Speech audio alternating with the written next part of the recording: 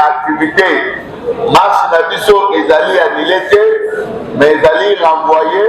Tokotala, Beneni Tokosala, Ado Tokopona, Tokoyebi Sabino, pour que tous se mobilisent, tout la Issa, Nabatou Nyonso, que Fatih Beton, Aza toujours populaire, na Kinshasa. Pour Nabatou Oyo, Balobaki ou bien Basalaki, Bisala, nde tolingaki to corriger bango mokolo ya lelo, mais esengi ke marche na biso ezala renvoyé. Yango napesi moko na moko merci na ndenge boyaki tozonga na kimia na bolingo nyonso tu. Atuka moto na moto ayebi ndenge tosalaka pour ke makambo ezala bien. Boyete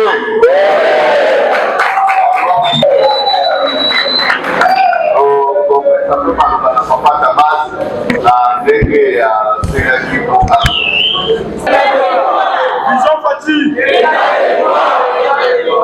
Vision Fatih. L'histoire de la pauvreté, Félix Tshisekedi, président de la République, État. PPU, on a évoqué dans la quartier général. Merci, papa. PPU, et le Monangaï, délégation Boumou, à la quartier général. Merci, papa Tamas. Papa Tamas,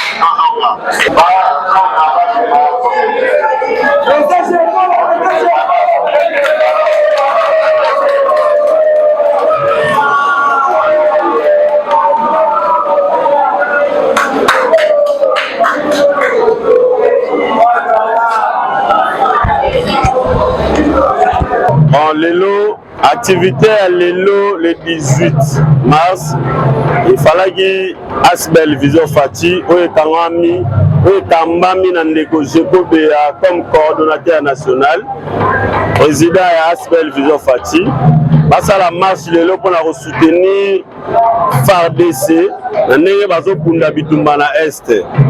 Le problème est releka ezake itinéraire batiaki au peto tchaki ezaki na changu or l'état alobaki ya zone neutre o batu baroyi ko sala activité kuna te ndeto respecter mibeko ya mboka o fo biso moko tozala ba exemplaire so biso moko toza ba exemplaire te nani akoki kozala exemplaire koleka biso ndeto respecter lelo ezalaki ndeto annule marche wana yango to se rassembler na kati ya siège national ya Vision Fati nde mpona kopesa susu mbela na jour oyo ekoya tokotia date oyo eyebani nanu te mais tokoannonce toujours l'opinion po tosala lisusu marche peuple congolais nyonso oyo alingaka bonne continuité à pouvoir oyo alingaka makambo ya bien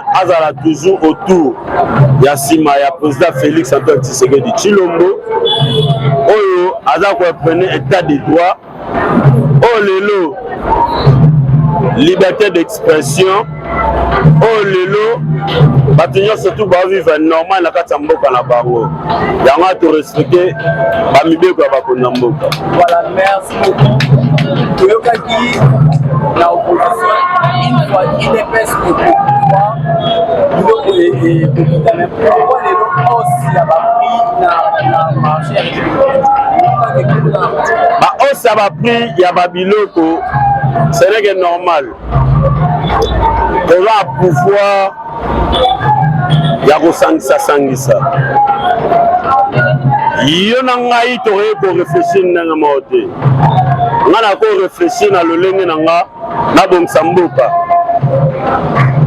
mais lere na na incapacité ya kogérer fo tosangana parce que tozalaki biso tu na élection majorité ekendaki na groupe ya FCC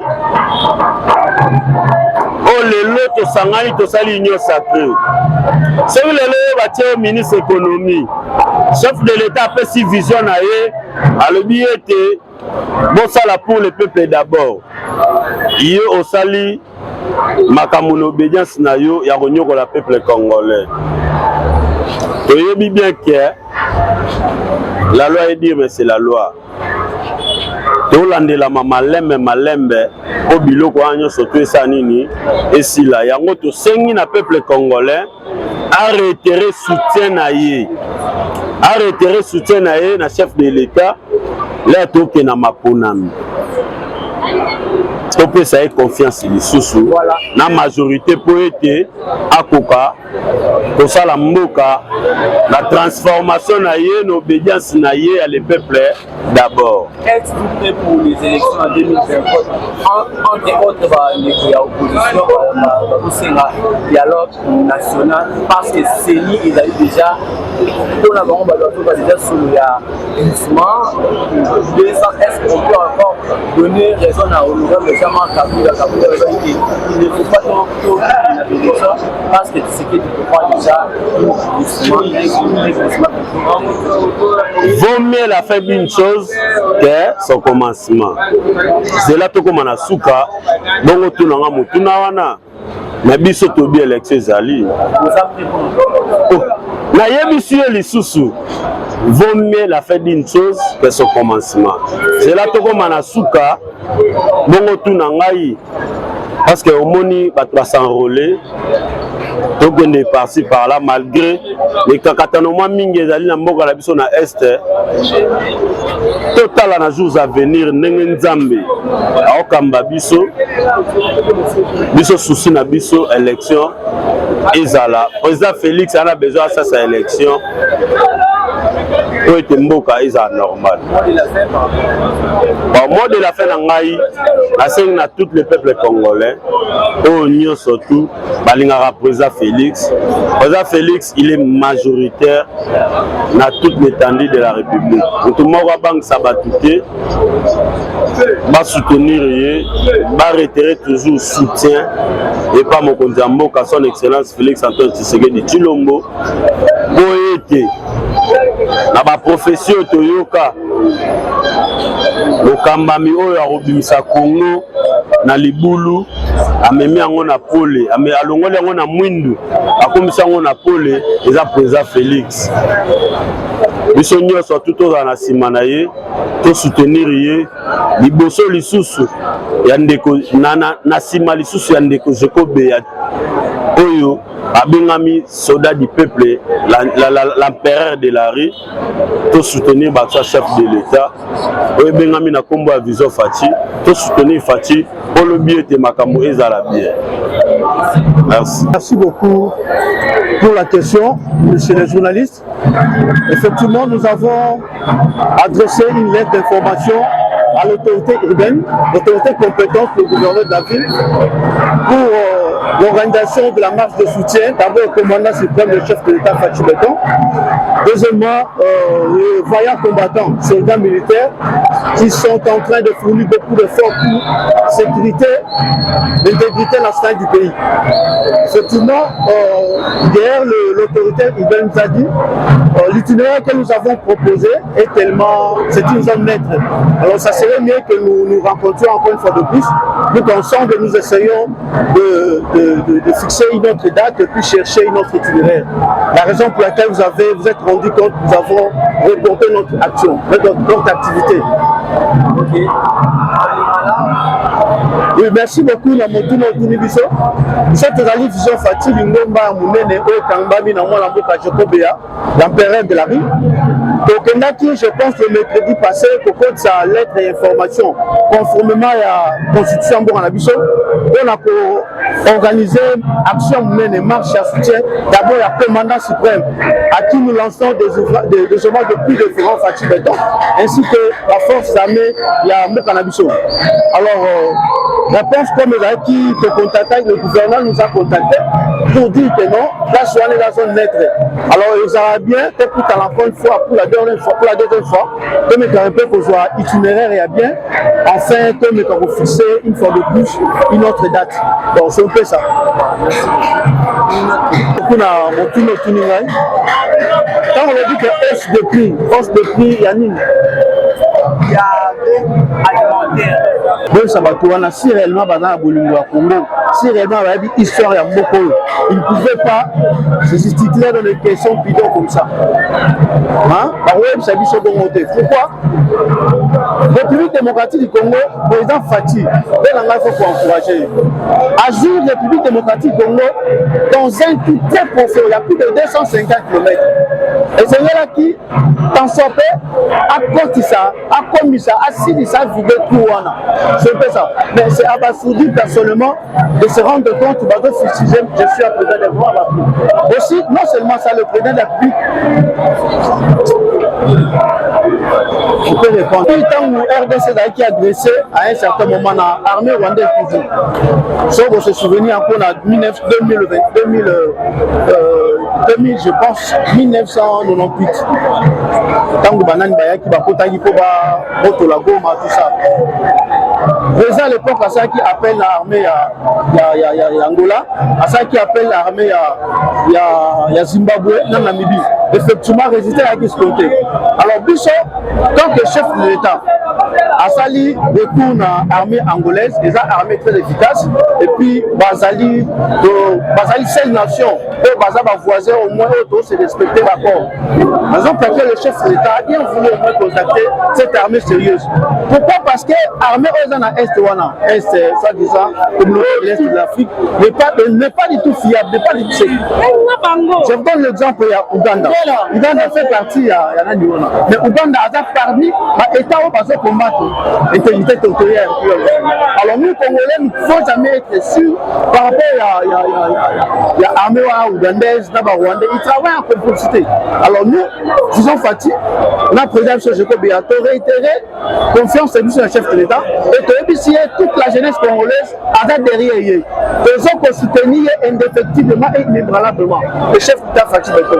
Et que ces Congolaises, Congolais, pas à la toujours vigilante, pas à la toujours déterminée, derrière le chef de l'État, on a que mettre hors d'état de nuit tous les agresseurs. Il y a République du Congo. Voilà, mot de l'affaire par rapport à la... Oui, par rapport à la question qui m'a dit, l'arrière militaire. D'abord, situation économique et stratégique. À Tika, ma Congolais visité. À l'époque, on a même quelques personnalités, quelques grands commerçants. Actuellement, on a des Pakistanais, des Libanais, etc. Et va même travailler en partenariat. Ils sont maintenant leurs actionnaires. Ils sont en train de manipuler l'économie congolaise. Alors, le chef d'État Fachi Beton a coûté l'économie à Congo nassé. Pour l'économie à Mogo qui n'a certainement ma casse. Et c'est là que Fachi Beton a ça fort. Et qui me donne grâce à Fachi Beton, le lot pour la première fois réserve économique a fait 4 500 de dollars américains. Et comme le budget est salama jamais depuis Congo à la Congo. Vous devez savoir l'effort Fachado Sala et au Sala que nous Congo est. N'oubliez pas d'abord, il y a ce qu'on appelle un fabuleux projet, il y a 145 territoires. Donc il n'y a aucun territoire congolais qui est touché dans l'autre.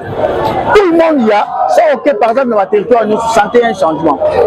Il y a construction des écoles, réhabilitation des infrastructures, Makamaï, Bakourou, Mambo, ça à travers tous les 145 territoires. Alors vous voulez commenter sur quoi? Vous voulez critiquer sur quoi? Et puis vous devez savoir, quand on parle de l'inflation mondiale,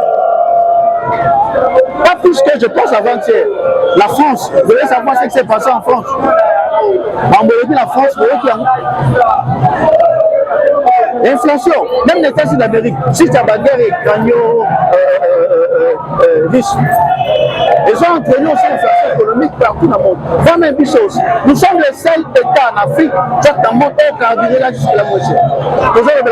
Tous ces ans, quand il y a un bon nous sur recette, il faut les disséquer d'ailleurs pour mettre de l'ordre aussi il y a gestion, il y a beaucoup. C'est pas si.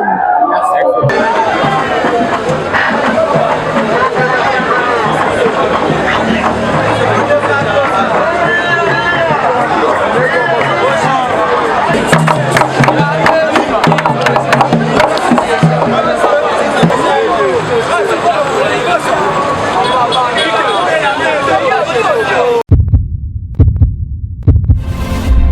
Dans sa nouvelle édition, Eshima Magazine fait le bilan de l'année 2022, une rétrospective des faits marquants en RDC. Sur le plan économique, l'année a été notamment caractérisée par une hausse des recettes publiques mobilisées. La DGI s'est démarquée par ses performances exceptionnelles dans la collecte des recettes en 2022. Selon les chiffres de la Banque centrale du Congo, la DGI a mobilisé à elle seule, à la date du 18 novembre 2022, des recettes publiques évaluées à plus de 10 milliards de francs congolais, soit 5,170 milliards de dollars. Par rapport à 2021, cette régie a accru sensiblement les recettes en 2022, ce qui a valu à son directeur général des impôts Barnabé Mwakadi Mwamba le prix de meilleur manager décroché à Houston aux États-Unis. Eshima revient aussi sur les personnalités qui ont marqué 2022. Jules Alingete Kay, le patron de l'IGF, a reçu le prix Forbes Best of Africa 2022 pour son engagement dans la lutte contre la corruption en République démocratique du Congo. Le général-major Jean-Pierre Kassongo Kabwik du service national qui donne une seconde chance aux Kuluna, appelés aujourd'hui les bâtisseurs. À lire également ces femmes et hommes qui ont marqué l'année 2022. Plusieurs sujets 2022 analysés et documentés par notre rédaction. La levée par le Conseil de sécurité de l'ONU de l'obligation de notification sur l'achat d'armes par la RDC.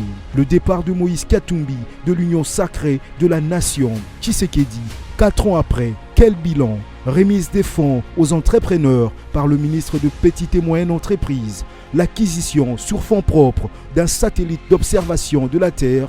Processus électoral, le déploiement de la CENI pour des élections libres et crédibles. Les inondations dans la ville de Kinshasa. Dans le secteur de la santé, la fin de l'épidémie d'Ebola dans la province de l'Équateur et au Nord Kivu. Des procès, scandales financiers, de corruption et de détournement. Analyse sportive des léopards face aux différentes compétitions. Plusieurs dossiers 2022 analysés dans cette édition spéciale, mais aussi les enjeux de l'année 2023. Eshima Magazine, un nouveau standard d'information.